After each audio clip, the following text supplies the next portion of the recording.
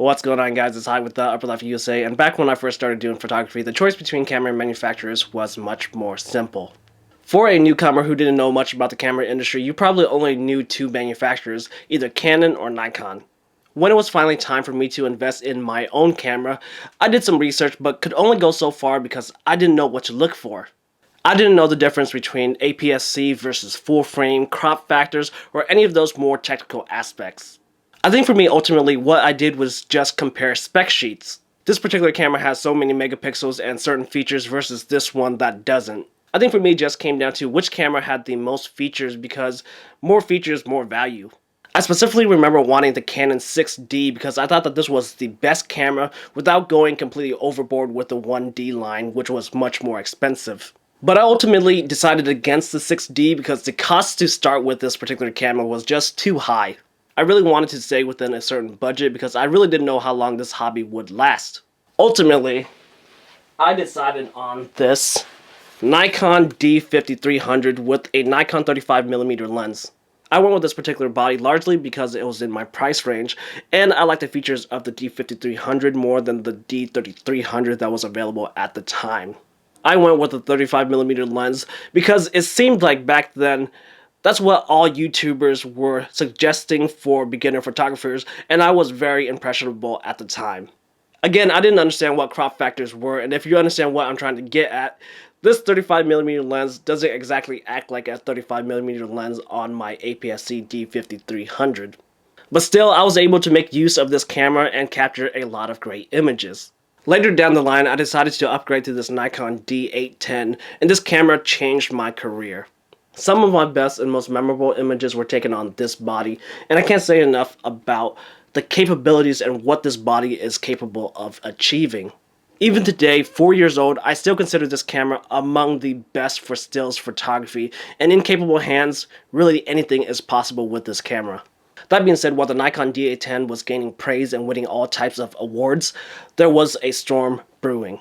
Sony entered the full-frame mirrorless market and was gaining a lot of attention for the A7S and A7R cameras. Personally, I could care less about the original Sony A7 cameras because I just loved my Nikon D810. This all changed with the introduction of the Sony A7R II full-frame, 42 megapixels, and of course, 4K internal recording. At this point, I was dabbling with video, and I just felt that I couldn't achieve what I wanted with the Nikon D810. On the other hand, the Sony A7R II not only was able to keep up with the Nikon D810 in terms of stills, in my opinion it did a little bit better, but it completely obliterated the Nikon when it came to video capabilities. So I bought the A7R II and have been using it for the last few years. In fact, I am recording on it right now. In October of 2017, Sony announced the Sony A7R III, and I quickly sold this A7R II before the price depreciated too much, and pre-ordered the A7R III, and that's what I'm currently using now. But 2018 is turning out to be a very interesting year for the camera industry. Canon and Nikon, of course, have already announced their full-frame mirrorless cameras, and Panasonic is expected to join the race very soon. Knowing that all this new stuff was coming out, I pretty much sold off all my camera gear except for the very bare minimal that I needed to create content in preparation for a possible brand and system switch. But after doing this and seeing everything that we'll be releasing, I think I've decided to stick with Sony at least for the very near future. Let's talk about some of the things that I really want in a camera and a camera system. Full frame, a body with 24 megapixels or higher, in-body image stabilization, 4K 60p video, and above everything, a 24-70 f2.8 lens or something very comparable. But unfortunately, no current camera on the market or camera in the future seems to have everything that I want. The Nikon Z has no 4K 60p and of course no 24-70 f2.8 or something better. The Canon R has no IBIS and no 4K 60p, but it does have that really fast 28-70 f2. And lastly, Sony, which currently doesn't offer any cameras with 4K 60p recording capabilities, but their cameras do tick off all of my other requirements. So as of right now, it just seems like Sony has the least drawbacks for my particular needs. I mentioned earlier that Panasonic will also be entering the full-frame mirrorless race, and it seems like they're doing it as a joint venture with Leica and Sigma. They're rumored to be launching 2 cameras at this year's Photokina, one with lower resolution and one with resolution around 50 megapixels. Both cameras will be able to shoot 4K 60p videos, have IBIS, and the system will launch with a 24-70mm lens, but the maximum aperture of that lens hasn't been released yet, so I'll just have to wait and see about that.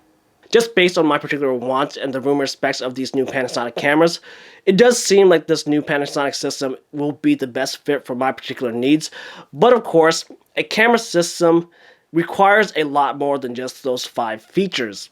I am so interested in this new Panasonic system, but ultimately I don't think that I can make the switch just yet because the cameras are rumored to officially release in March of 2019.